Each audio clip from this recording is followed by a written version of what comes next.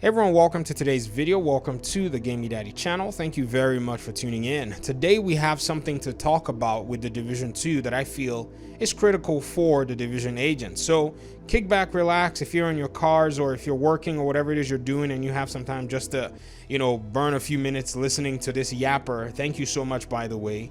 We need to dive into this. So a few days ago, I made a video where my thumbnail was titled, "Where are the devs?" This video pretty much had the premise of us trying to keep tabs, or at least keep track of the developers that have made the Division 1, Division 2, the developers that are going to be working on the Avatar game, the Star Wars game, and even the associate director of the Division 2 as to what it is that they're doing within the studio currently. This is a way we usually have our discussions here in the Division community. We have our conversations very differently than what I've heard in other communities outside. Well, that was a very interesting video nonetheless. I appreciate you guys' participation in that entire video.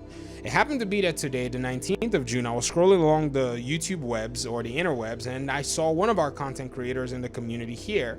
They made a video where they titled the thumbnail, "Is the Division 2 in trouble?" And I was like, whoa, I gotta see what he's talking about, only to find out that I had actually missed out on the information that the managing director of Massive is stepping down from that position after 16 years. So shout out to Rogue Gold for making a video on this. I feel it's really pertinent, and it's something that here in our community we pay close attention to across the board, both players and content creators alike.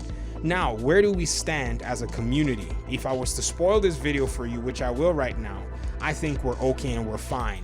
Regardless of how you want to shoot this particular, your particular reasoning or what direction you want to go for, I would say Massive is one of those 50-50 studios where they have a solid 50 on one side and a solid 50 on another side. This is not EA we're talking about. Sure, they're under the Ubisoft banner, but they have been able to deliver some really solid, entries into gaming, and some of their decisions have either been really solid or really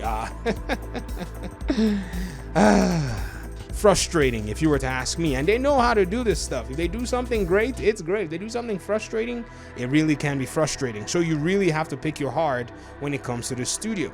But that's not necessarily where we are right now. We're looking pretty much at why this move suddenly and how this may or may not, affect current games and even games that are in the works, and potentially, hopeful games that we in the community are kind of hoping for. Now, before I continue this video does have a sponsor. This is my first product sponsorship that I've ever done on this channel that doesn't relate to gaming or content creation. It is pretty much my second product recommendation, and this is the BenQ Light Bar, the reading bar. This is a product that BenQ sent to me and said, "Hey, we want you to check this product out and suggest it to your community if you feel they'll need it." And I told them I'm only going to be able to do this if I try out this product for 6 months. So for the past 6 months, I've been using this particular light bar for my programming and learning on Real Engine game development. I work in a very dark room and there's very poor lighting, and this thing has really been a lifesaver for me. You can do all kinds of crazy settings. You can pretty much use it, to your advantage if you're somebody who wants to make sure that they don't destroy their eyes, or you need more lighting. More about it in the next few minutes. Link in the description below if you want to go ahead and check it out. Now, we're looking at all of this stuff. Massive, Ubisoft, Avatar, Star Wars, the Division 2. Yannick is nowhere to be found pretty much. We don't know what he's doing other than he's supporting some content that will be coming from the Division 2 later down the road. What is Ubisoft playing at? What is Massive playing right now? My opinion is the nature of the way the managing director is stepping down informs us a lot about everything that's going to be going on. If you were to say, okay, what are the circumstances? One news article was very quick to point out that the so-called scandals that are broken out among other Ubisoft studios and even within Massive did not seem to play any role in his stepping down. So this is not a stepping down based on any controversy that we know of. So an article was very, very clear to cite that. The second thing that you also have to pay attention to is his statement about him wanting to take a 6-month sabbatical, and then he's still going to continue within Ubisoft in a different setting. Hence, that position is open. Now, while watching our beloved content creator Rogue Gold and his analysis, he mentioned something that really perked my ears. And he said, right now it appeared that they don't want to announce the person that's going to be filling his role because that person is currently at another job and that role is going to be filled in October. And I thought, man, we got to really dive deep into this. Now, here is my own analysis from this. I strongly believe that because of David Polfeld's own, achievements within the studio, where they've been able to ship a lot of these games, by the way. They've been able to help on Far Cry 3. They were able to help on Assassin's Creed. I can't remember the specific one. And then they released Division 1, Division 2. And I think they also helped work on the South Park game. The Snowdrop engine was used on that game. I think Ubisoft has seen this particular, managing director, David Polfeld himself, as somebody that can definitely make things happen within their ranks. The Division 1 and the Division 2 basically spoke for itself when it came to games that were new IPs that were able to really do some serious work. So that was a really huge, achievement when it came to that direction, when it came to that particular kind of achievement. So I think they're moving him to higher rank so that he can go in there and start to actually oil and grease this publishing machine to get things done. As to who's going to fill that position, I can go ahead and actually talk about my suspicions, but let me do a broad overview about it. So check this out. In the past, there have been a lot of Ubisoft developers who were in some senior role in terms of creative directors or maybe game designers or game directors that were really talented that left the studio at different times. Now, another thing that you can actually, kind of track is some of these folk have been actually recruited or re-recruited back by Ubisoft, in a more recent timeline. So one of these folk is somebody called, I think it's Maxime Bailon. Now, he was first at Ubisoft Toronto, then moved to an EA studio position, and then after a while, Ubisoft basically recruited him back. But then all of these controversies basically started to break out, and he was somebody that was caught therein. In fact, what's really interesting was I was surprised that they didn't even shift somebody else from potentially another Ubisoft studio to fill this role, and then it kind of dawned on me. A managing director or a studio director is a very, very hard role to fill, and it's a very, very interesting role. Some of the more prominent ones like Hideo Kojima, Cory Barlog. Hideo Kojima is the Metal Gear. Cory Barlog is the God of War, proxy, the person who's pretty much shipped that game with a lot of people. And you also have the one from The Last of Us. I can't even remember his name off the top of my head. These folks stay in their roles for years and decades. So for David Polfeld leaving after 16 years, you're going to need somebody that does have a lot of that industry experience.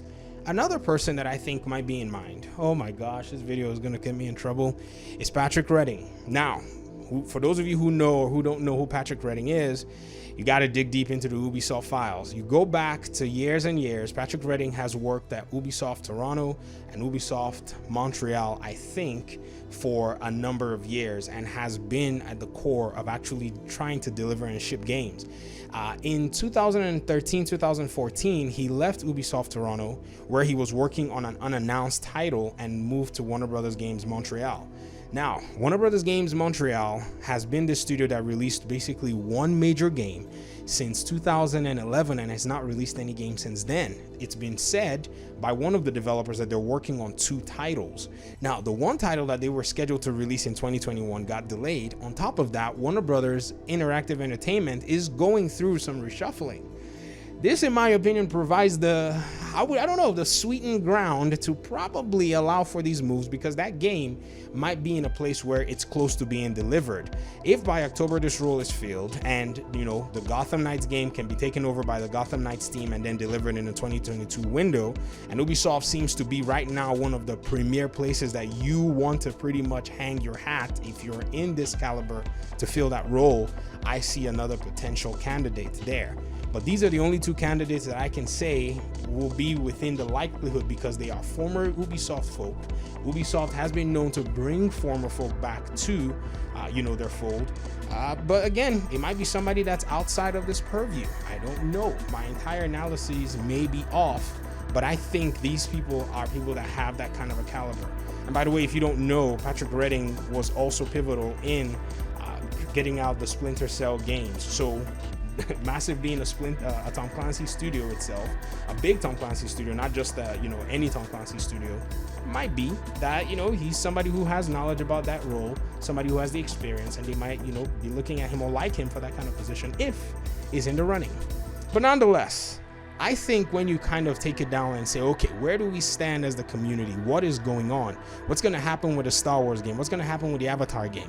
My answer is it's fine. You have two creative directors that have shipped some really complicated games. The Division 1 and the Division 2 are two of the most complicated games on the market right now. To find a game that has the complexity, that has the development, depth that these two games have out there in the open is almost impossible. So for them to be able to have shipped these two games, I would say respectfully, Division 1 from the person doing Avatar and Star Wars from the person that did Division 2, I think those games are going to be in good hands as long as they have all the resources that they need to get those games out. Plus, those are two games that are going to have a fresh iteration where there doesn't seem to be too much of a strange hold on how the games are going to, pretty much be received by the audiences. I mean, there are different kinds of Star Wars games out there already, so I think Star Wars has a lot more flexibility because there's been a Star Wars that had some sort of a multiplayer co-op, then there was Jedi Fallen Order, and I'm talking in the more recent times, by the way. I'm not talking about, the older Star Wars games. I'm just talking about the more recent games.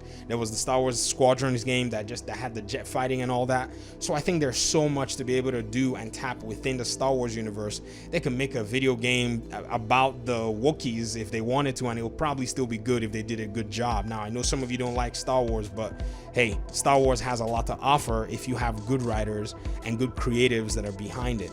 When it comes to Avatar, they're working with the Lightstorm Studios, and I think we're yet to figure out what it is, but it will be the very first game that comes out, before the Star Wars game. So I think even the first person to deliver the Division game, Magnus Jensen, he's going to be the one kind of spearheading, that whole project where Ubisoft is taking their game development strategy to the movie side of things.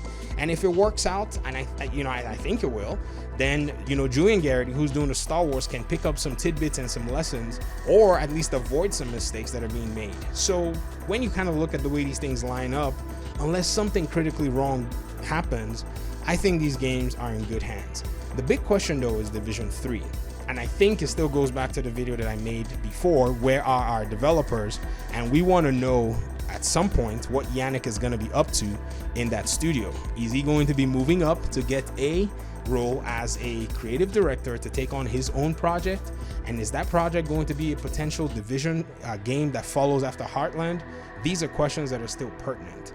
Anyways, thank you so much for watching the video. If you want to check out the BenQ Light Bar, the link is in the description below. It is not an affiliate link of any kind. It's just a random Amazon link. I'm not using my affiliate because I want you guys to make up your minds and not feel like you have to purchase the product. I'm enjoying it, and so that's why I'm telling you about it. If it sucked, you would have probably never heard of it from me. Talk to you guys in another video. Peace out.